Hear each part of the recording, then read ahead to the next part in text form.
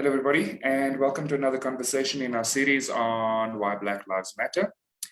From last week, we started on the topic of healing the core of racial separation. And one of the things that strongly came through in our conversation was that one of the core energies in healing racial separation is around acceptance. And that was kind of where we ended on through our conversation last week. So we are continuing our conversation this week in that space. So yeah, I'd like to open it up to the team and just see, what has come up in the spaces for healing in this week after that conversation, and any other things that they'd like to share as we continue in looking into and delving deeper into healing racial separation at the core. Yeah, so I was talking to Yureen before we started about how I was having a conversation with my sister earlier today, and her boyfriend is from Alabama, and he grew up in a town that his family owned, so it was only Black people. And he was related to everybody in town because they kind of, I guess, maybe a long time ago, I don't know that much about it, but I guess a long time ago, they probably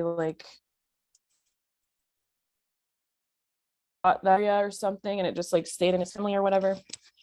Well, so he moved here 4 years ago, and he's my age. And he would tell my sister how he had never seen that many white people, and he was shocked that when he came up here that Black and white people were talking and stuff. And so it's taken him a while to adjust to that, because he's lived in that community where it was only his family for his whole life.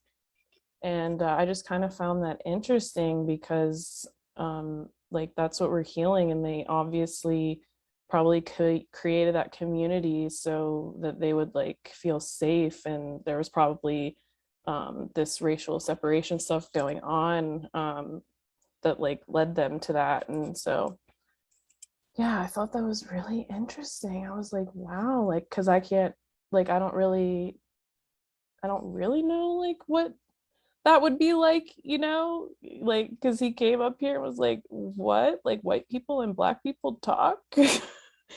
And so yeah, that was pretty much all I wanted to share about that. And my sister just kind of said yeah, I think there's areas down there that are still living in the 1920s. And I was yeah, I think so. So yeah.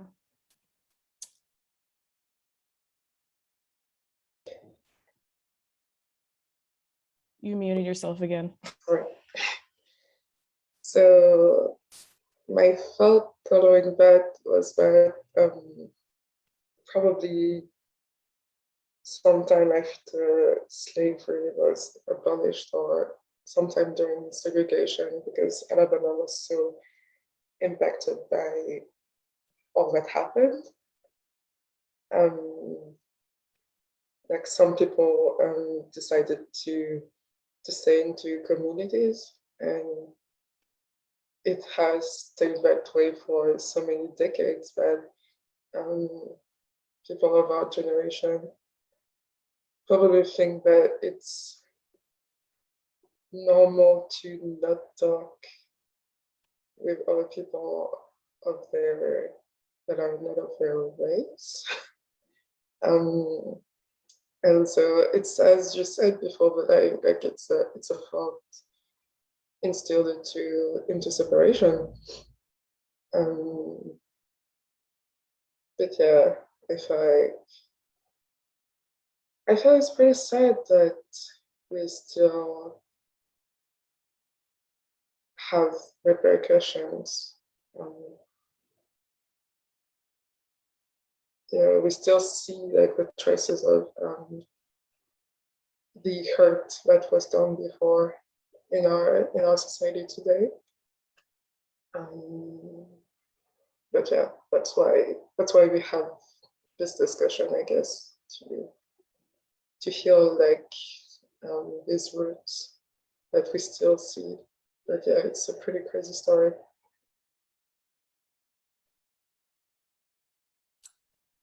Yeah, it feels very unusual to me as well that, like, I mean, we say this day and age, but at the same time, like, it's odd to hear that kind of situation having occurred. Like, I can't recall ever not seeing people of so much diversity and just such mixed races, regardless of whether they were interacting with each other or not, or connecting with each other or not. Just the fact that there's the sense that somebody has come from a space where separation was almost a communal thing. It was almost entrenched in the sense that, like, it belonged to his family and they kept it that way. So almost limiting him to even understanding that it's possible for people of all races to interact with each other. Never mind that there are so many other races. Yeah, it feels very, like, it feels like a really foreign concept to even just understand his perspective in this space. Like, for him, it must have been something totally new to absorb and to even experience, and to, like, to consider that what was my way of life in relation to where I am at now. Right, like I'm like so interested. I literally want to like have an interview with him because I'm like, how is this? Like, it's just like wow, we really got some blocks to heal. Yeah, like I can't even imagine that either. Like, yeah, I've experienced like different stuff, but like him like moving here, even the past 5 years and just being like, oh, I didn't know white and black people talked like this. And he said he's never even seen so many white people. I was just kind of like, wow, I have so many questions for this man.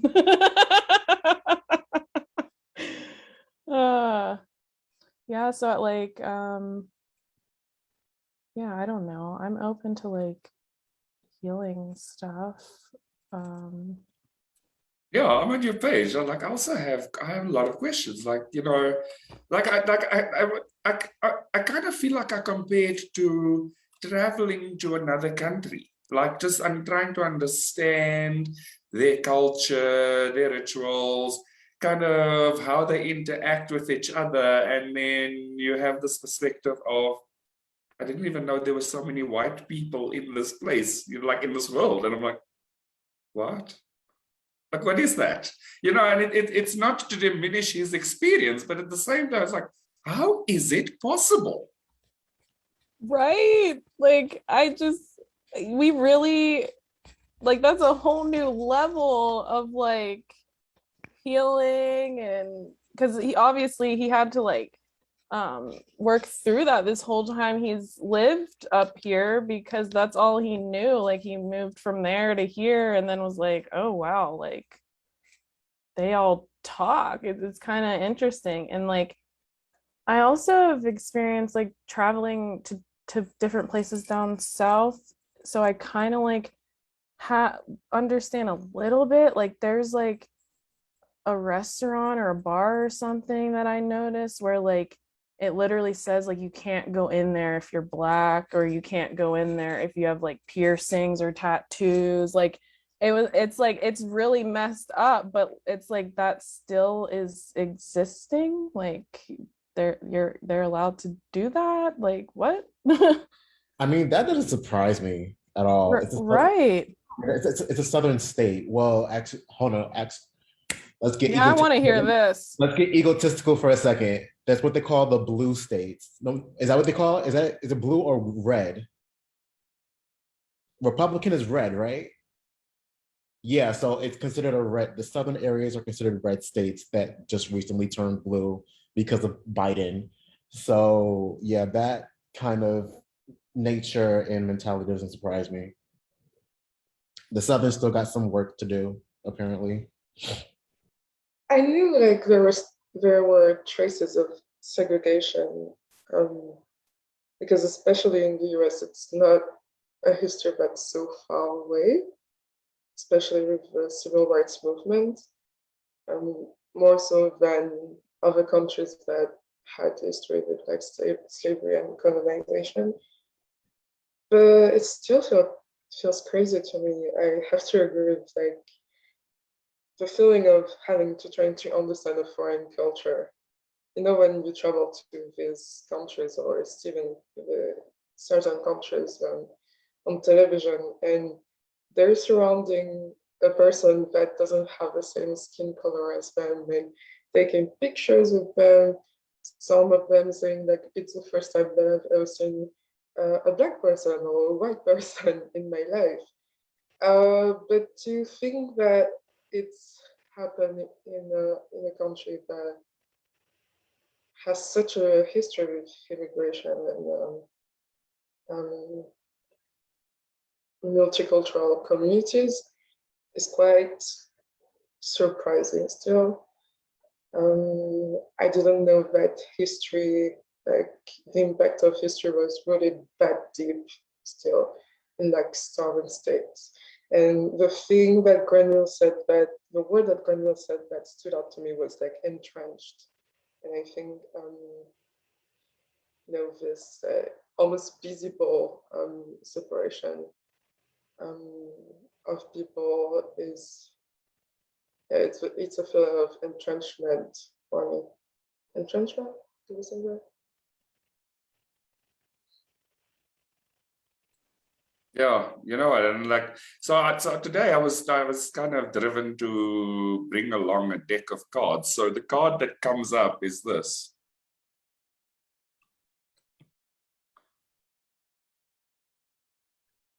And it says, "Thank you for helping me see the humor in this situation so I can lovingly laugh at human nature. I am willing to view my experience in a new light in order to attract love and healing energy."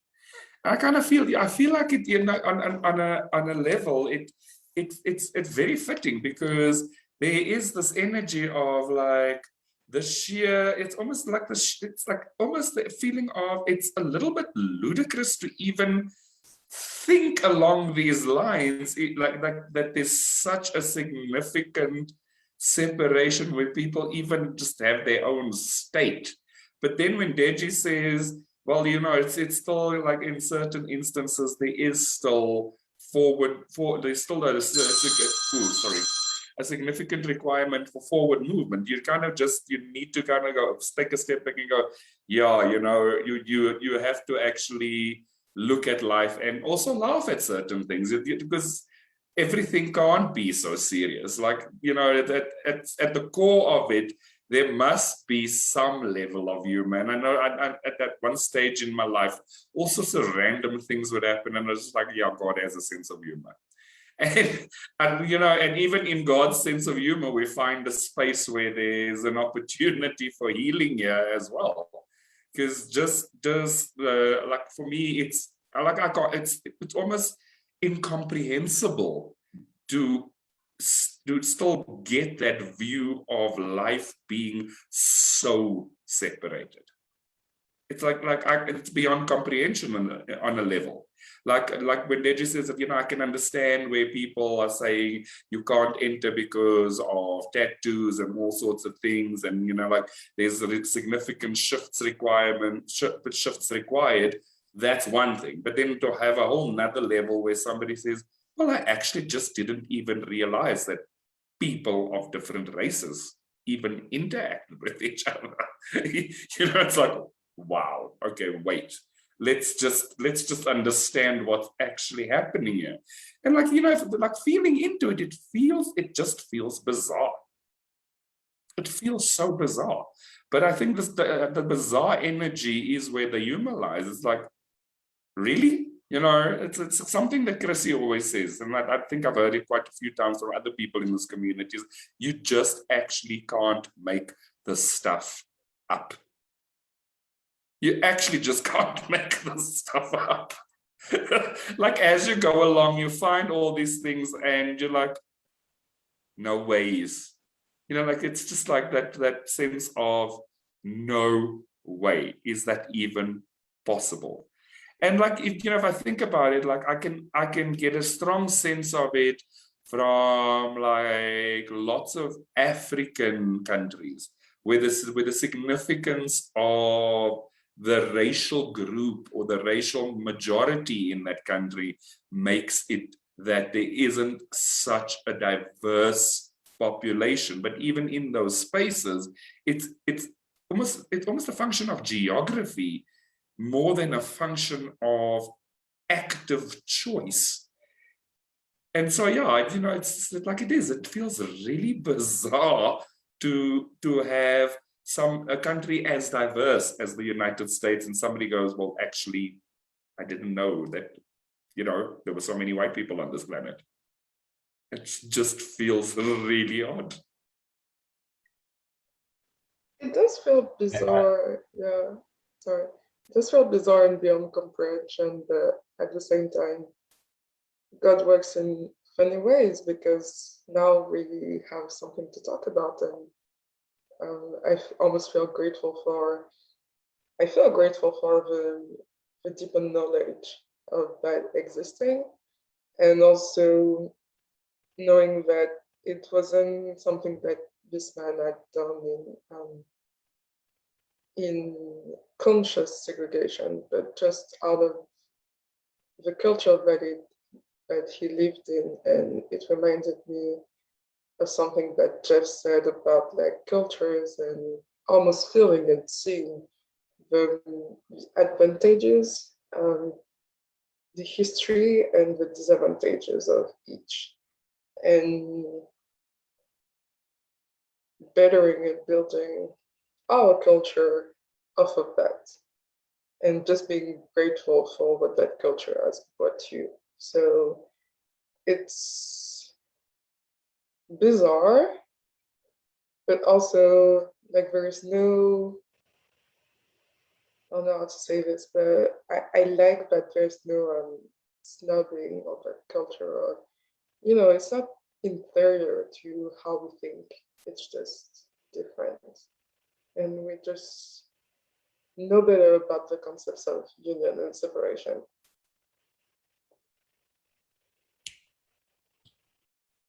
Well, similar to, you know, the southern states and the mentalities, I can agree with Granville that Africa is kind of the same way with their mindset and mentalities, very conservative, if that's the best word to use.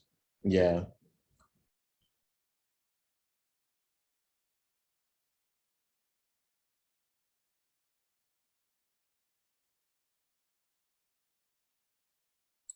Yeah, like I've been to a couple of African countries because I live in South Africa, so like you know, at the tip of Africa. But like I've been to a couple of African countries, and it's just a different lifestyle. It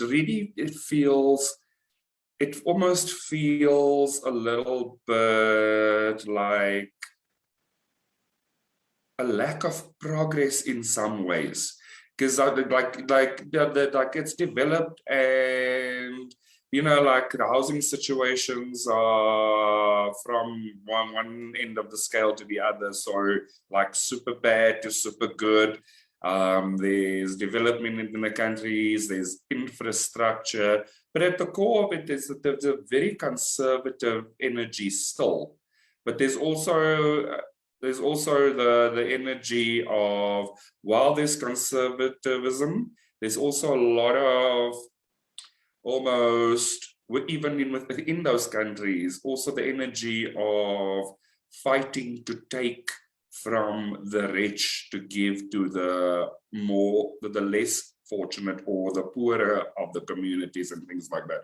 So yeah, it, you know, and that is very specific. Like when I say that, it's very specific in those countries. Like you go to another African country and there's a greater mix of people and there's kind of greater appreciation of the development in the country. There's a lot more energy of actually bringing people across different caste systems, because when you start to have a very similar racial energy or racial group in one country or very the same, then they start to have these caste systems, very much like what you would find in a place like India, where the caste systems are almost segregated along tiers of abundance. So you find this type of thing in some African countries as well. And again, you know, like it's what Yoreen said. It doesn't feel like it stems from the energy of ignorance. It stems from the energy that what is prevailing in those countries at the time. And so it still speaks to me, it still gives the energy of now looking at almost fueling separation within those racial groups as opposed to across racial groups now. But like you also, like as I said, you just find such a diverse range of experience that you just realize that there is so much to this thing called life. There's so much to this place called Earth. There's so much to these people we call human beings that interact and live amongst each other and grow up their families and build societies and systems and all of those things. And so, you know, like the scope of experience is just so vast and so dynamic, because it really depends a lot of the time on geography. It depends a lot of the time on advancement and the acceptance of that advancement as well.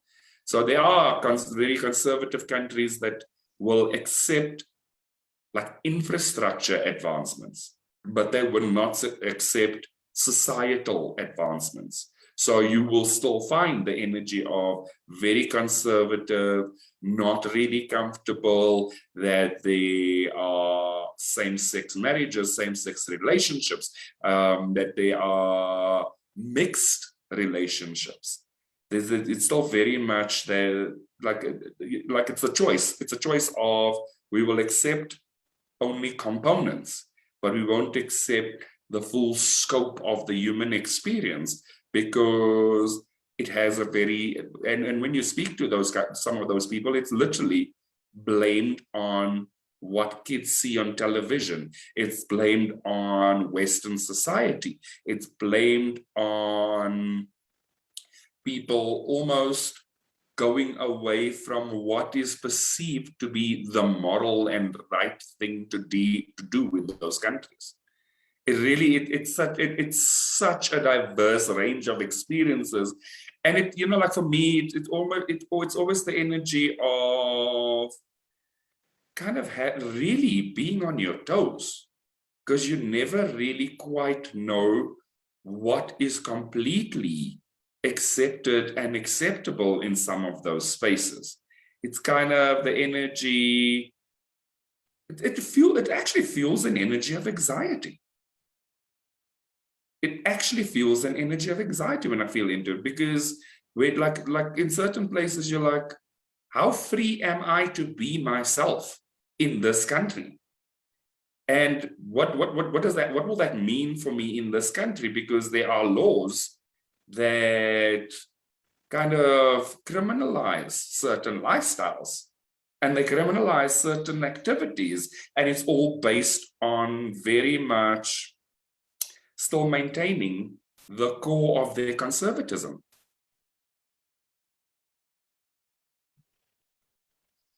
I find what you say That made me true.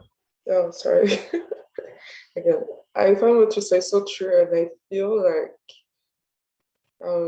that's why ego always takes like a different shape.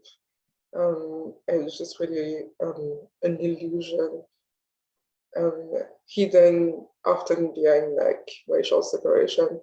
Because in the Caribbean, in Guadeloupe, I see that there's such a richness of the islands, but also poverty in the sense that people don't want to evolve because they think that they need to take from the French state to have peace. And so that's something that has been brought up by, separation of ideologies around the vaccine, for example, where every little decisions made by administrative infrastructures was an excuse to blame the French state. And so there's very much like this apparent, very developed, very rich side of a society.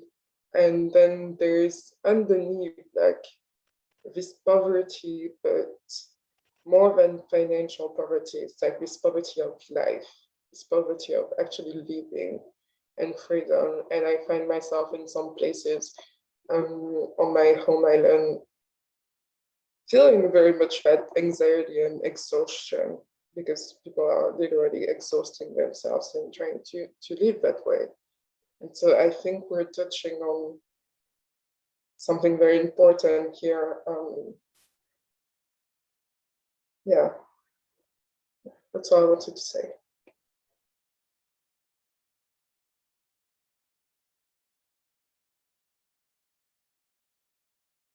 Deji, I think you wanted to say something else. Oh, yeah, I was going to say what Granville said made me giggle a little bit because as my roots are Nigerian. So when I meet other Nigerian people like around the city and things like that, and they assume that I know the language because I don't have the accent of a basic Nigerian male. So whenever they ask me when was the last time I've been there, I've never been to Nigeria. I've never been to Nigeria. And they would say, why? It's your roots. And I'm like, and I have to go to explain myself. And I said, as a Black gay man, I will not put myself in that environment and things like that. And obviously, they're not going to understand because they're not in the same mentality and nature as me. And as Doreen just said, keeping my peace is what the most important thing. So, yeah, it's now, that's what came to my mind as Granville said what he said.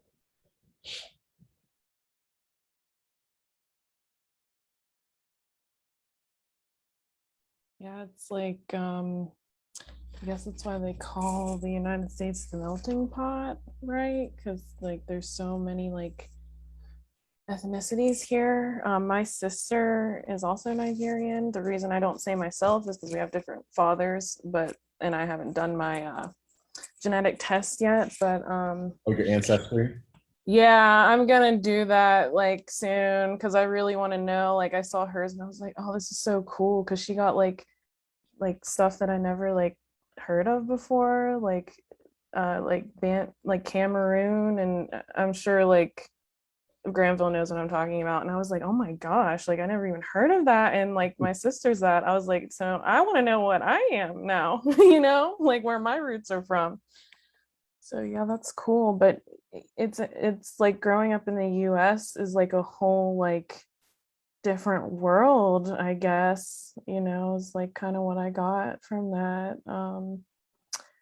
But it was interesting what you said that you like as a gay man, you wouldn't go over there like or something like that. What did you mean by that? Because I think the best word is their caste system is very conservative. And I actually spoke about this I think it was either last week or 2 weeks ago, that you can go to jail for you can be imprisoned in the African justice system for being a gay or lesbian. Yeah. Well, then I can't go there either.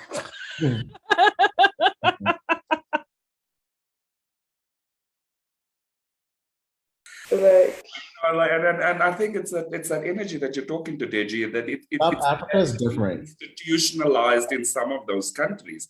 I'm not certain about it being institutionalized in Nigeria as a thing, but it's very much still it's a mentality that it's not manly to be with another man, and it's against how the culture evolved. It's again, and those kind of things. And yeah, I can't remember the countries. I don't think that Nigeria is one of them, but there are certain African countries where it's actually a criminal offense to be in a same-sex relationship. And so you do get locked up. And at some point in my life, also read stories about, just the violence of the crime against you in those kind of countries where you are, where your truth is really, for lack of a better word, beaten out of you. And it's almost allowable because that's something that I don't like.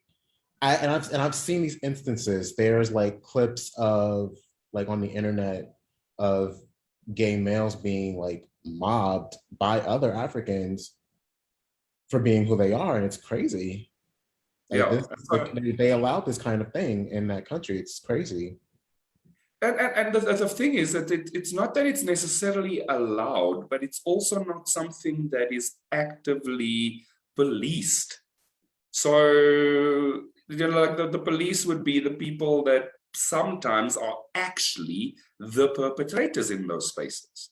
And so, yeah, again, as I said, when we started talking about it, it's just like it fuels this energy of anxiety. Like, am I actually safe? Is it okay to be in those countries?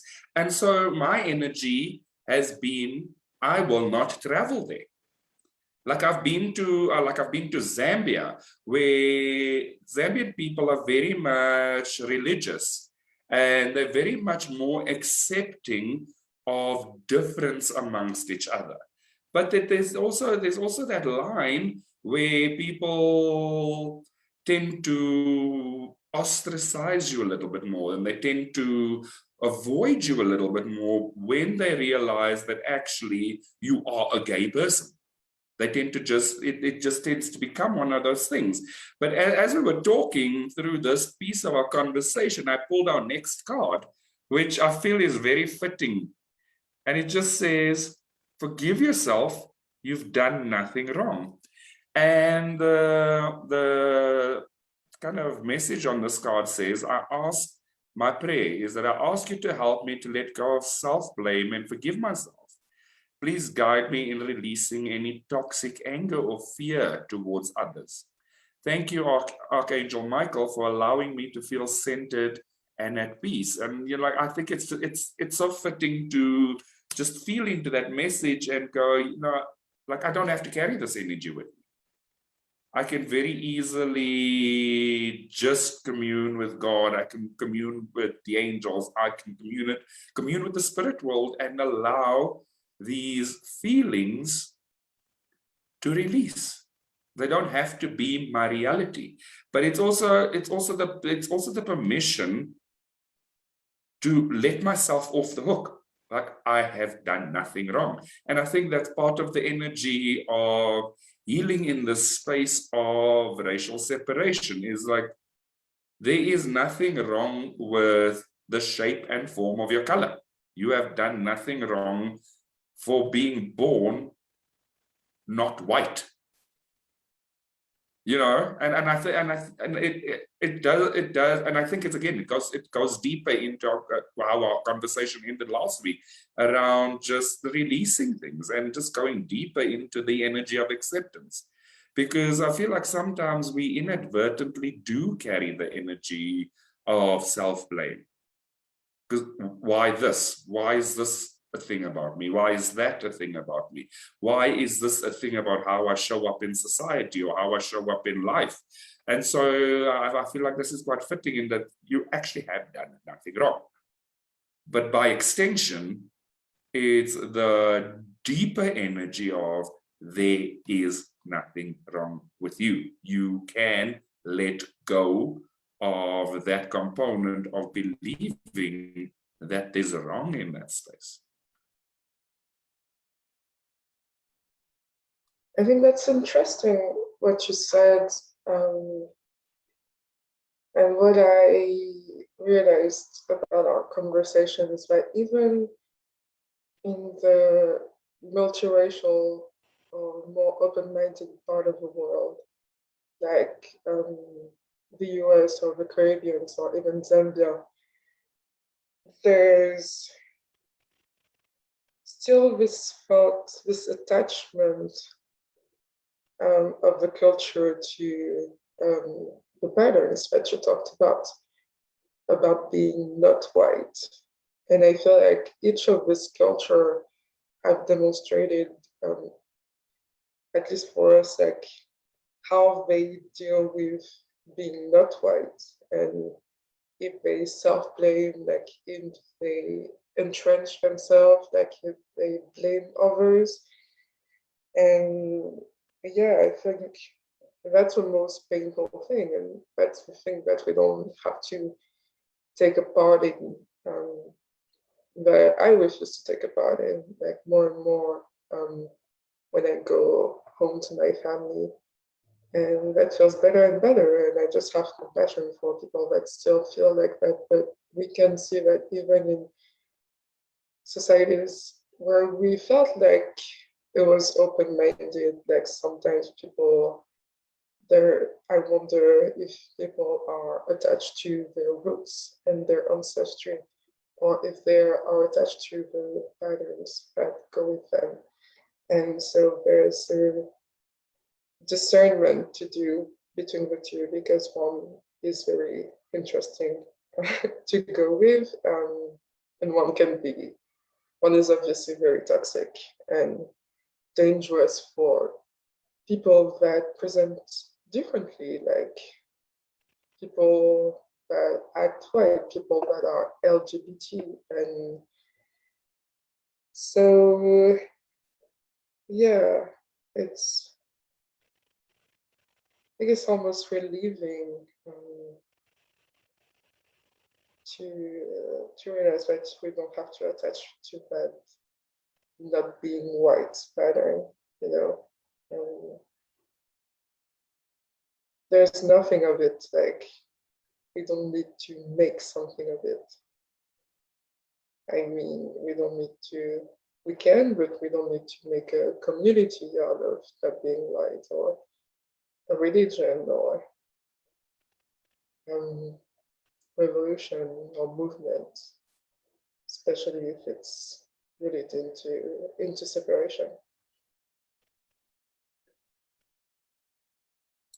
Yeah, I like what you said, because I think one of the more specific things in terms of healing racial separation, like in a country like South Africa, there's a vast mix of people.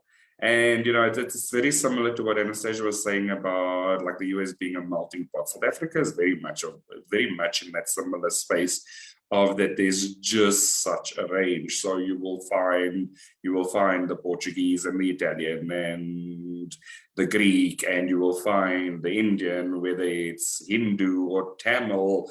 You know, you'll just find that. And then within the what is called the colored community, you will find the Muslim and the Malayan, and you know, like it's the Cape Malay and all that kind of stuff. And the one thing that's always kind of stood out for me with my cultural background is very much that it's almost a sense of it was drawn from so many little places, like little things that were drawn together to create this conglomeration of a culture. So like, you know, like there's certain, like you would find that like with certain racial groups, there's a certain, or cultures, there's a certain food that's specific to them.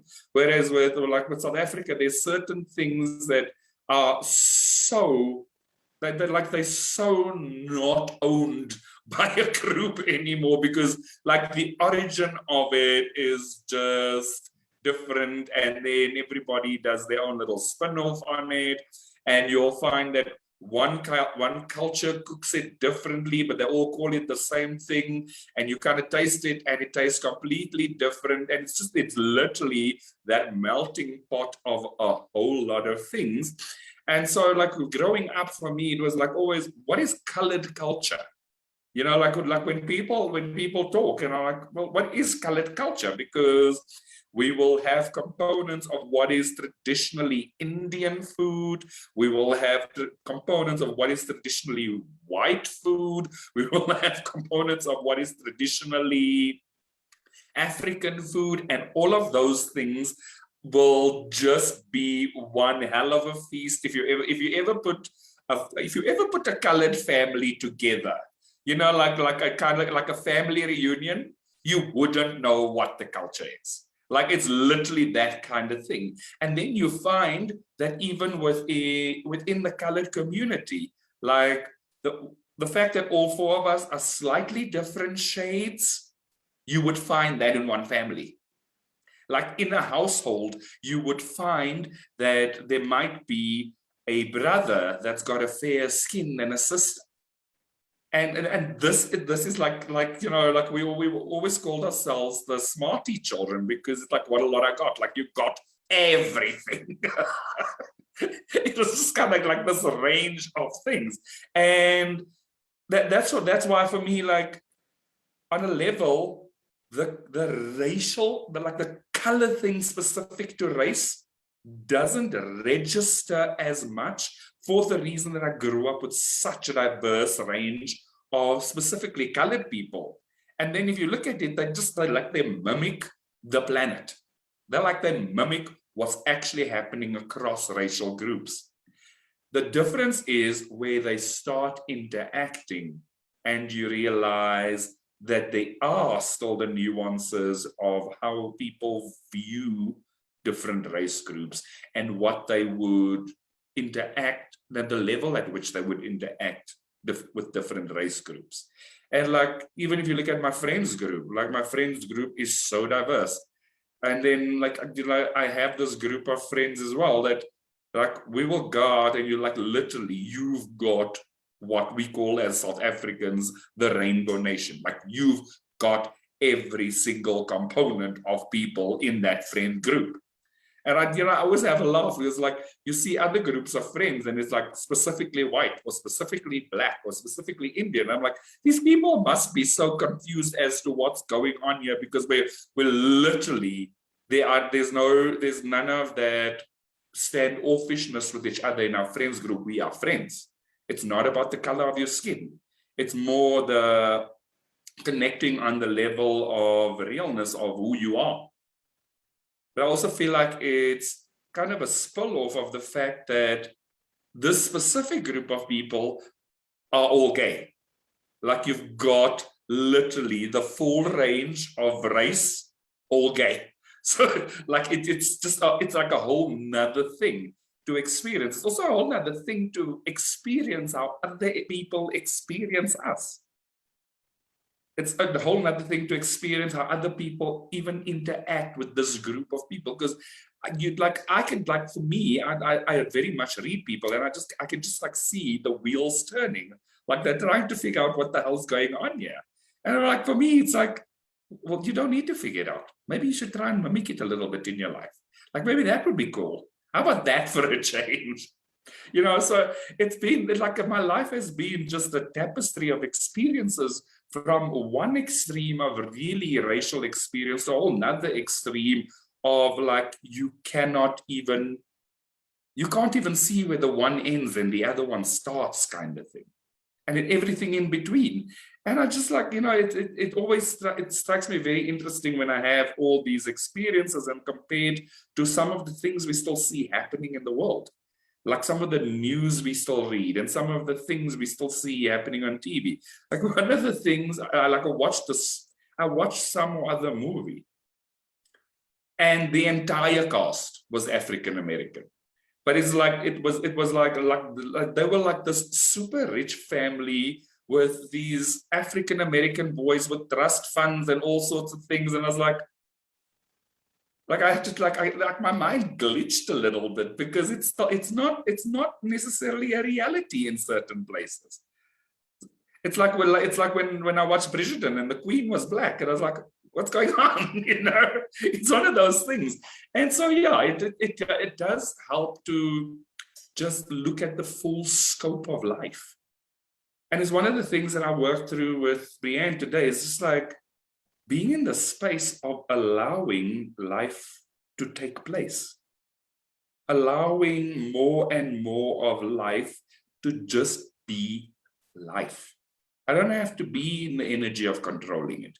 I don't have to be in the energy of always understanding it.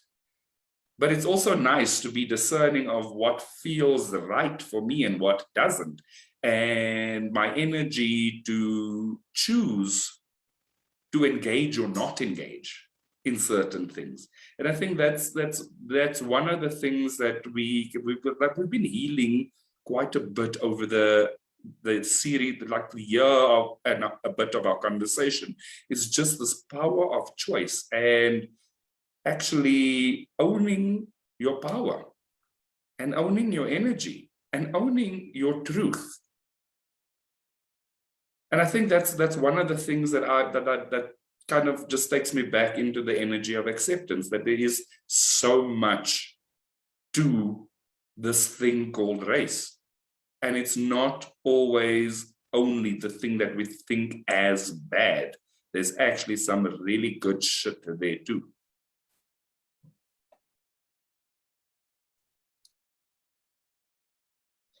Amen. I can relate to that, and I very much like the idea of having the full scope of life and relating to people for who they truly are, instead of anything that is remotely external about them. And I have some funny stories in my families too. Yeah, because I was the different mixed kid, and my grandma is white passing, but she, at the same time, she's like so much of the people, like, colored people. She could not be much more like the old grandma of the island, like speaking the original language and knowing all the things that the colored people know, and being with all the black friends and everything. And every time we talk about dating, she's like, "Oh, are you bringing a boy from here, or are you bringing a white boy or an Indian boy?" And I'm like, "Grandma, your mom is of white descent and your dad is of Indian descent. What the fuck are you talking about?" But it's like it's such a she's so much like rooted into that culture of being colored. It's I can't even with her. My grandma is a very colorful person, if not in skin color and personality. But it's like it doesn't make any sense. It's like ego. It doesn't make any sense, basically. So I'm trying to yeah. That's so cute. Like I relate to that because my dad's grandmother, so my great grandma, was also super light too. And everyone's like, "Oh, that's probably why you turned out this light." Like, I don't know. But it brings up for me like how you can't fight racism with racism. Like, I don't know why that's what came up for me. It came up for me a few times we were talking, especially when Deji was talking about like, his reasons why he wouldn't travel to Nigeria because, you know, he's gay. And it's like, yeah, you really gotta like just be anti-racist and not like condoning that. But anyway, yeah, I get what you say. I don't know how I could put it into words, but I get it. Yeah, probably because I've experienced it in my family, and yeah, so basically every time I see them, it's about like teaching them to relate to people for the truth of who they are, rather than skin color.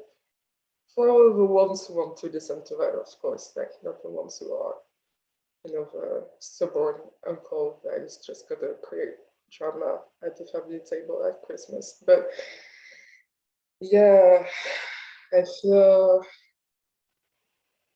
there's a lot of work to do. And yes. so much of it is bizarre. Like, even in our own families, so much of it is bizarre and beyond comprehension that it's not that even white Indian talking about white people as if they are the enemy. I don't know. I don't know how that came to be ego, I guess, but yeah. Yeah, I have to agree with you. There is so much of it bizarre. Like, you know, one of the things that's like been a theme in my family is my sister has married a guy from Ethiopia, and they don't look specifically African. In fact, they look very much more like the mix of races and things like that. And one of the things that my mother turned around and said to her was, I told you not to marry African people. And I was like, well, how does that even work? Given that your father specifically was African and your mother was colored and you are mixed. Like, what is the story here? You know? And so like, when you say there's so many bizarre things, it's just like, it just brings that to mind. Like you, like when that energy of denying your heritage. It's like that energy of almost being ashamed of your heritage. Because like literally at this point in my life, I can comfortably tell you that I had, like what you were saying, Anastasia, about that mix of your heritage, your ancestry. Like my mother's father was African. My mother's mother was colored. My father's father was colored. My father's mother was Indian, you know. And then you have this half Indian, half colored family with a very solidly German surname. I'm like, well, come on, guys. What is going on here? That's so funny because me too. We have like German and then like Cherokee Indian, which is different from what you're talking about, but like it's just like we're just all mixed. And I feel and I think I think that is part of the core of it, is that like the releasing this desire for that pure racial strain crap. Like it's literally, for me, it feels like release that. It's like actually just throwing that shit about being like purely German or purely Indian or whatever the hell that is that people subscribe to, just kind of throwing that shit out the door, because at this point we could probably all trace our roots back to the core of Egypt for all we know. Just because the fact that the world in the early days was such a nomadic place, and there was all this energy of colonization. And at one point, I mean, over 50% of the world was under the freaking British Empire. Then it was under the Roman Empire. Like, what the hell? Like, where is this desire to trace back to the purity of those roots when it's actually no longer even a thing? It's not appropriate. It doesn't fuel anything. Like I laugh because like my friends will be like, so what are you? I'm like, I'm my own freaking rainbow nation. Like I'm literally the core of it. Like you couldn't find anybody more mixed than me.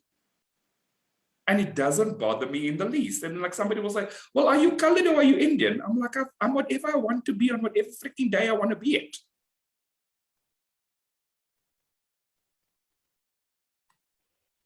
It's so ridiculous, that purity thing. I think that our discussion has shown that most of people are from all over in the world. And even like people you wouldn't even dream of having, a mixed family. Like, for example, I have a friend, his family is of noble descent, and actually their history was so fucked up. Like, they had a noble title very recently in history, and even after that, like their family was so mixed, like Turkey and United States and Jewish and Irish and French and Spanish, and you're like, well, it's a whole freaking mess. I'm gonna stop saying fuck, but yeah, it's a whole freaking mess. And like when you say, We were loving it. dude, you're an omelet. Just deal with it. You're an omelet. You are so mixed. There's no separation between the ingredients anymore. no separation. And that thing of like, for example, a black person fighting for black cause and being against white people and Western countries and rich people.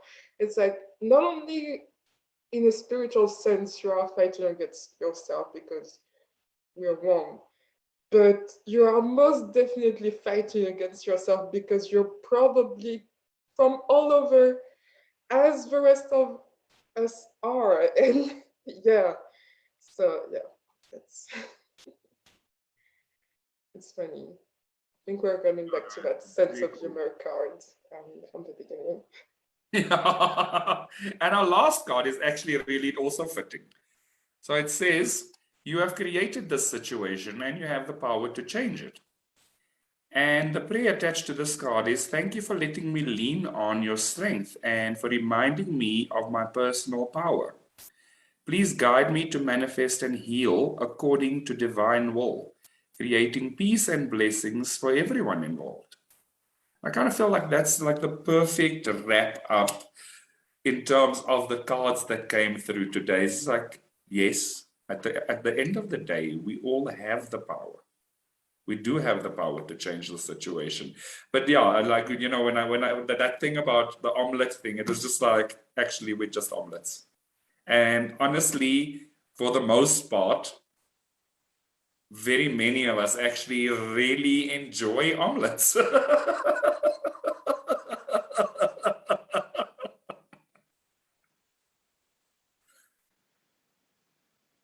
Yep, so I just want to check in. How are you guys feeling? We've got like literally 3 minutes to go. In fact, 2.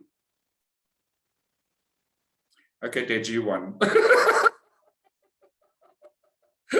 Okay, so that feels pretty complete, especially when people are saying 1 minute, 1 minute, 1 minute. Cool. So thank you guys for the conversation today. Yeah, and to everybody that's followed us and shared their thoughts with us, thank you very much. And thank you for liking and subscribing to our Church of Union YouTube channel. For anybody that hasn't yet, please feel free to do so. You're going to find all our previous conversations in our series on why Black Lives Matter, and we will see all of you next week. Thank you, everybody.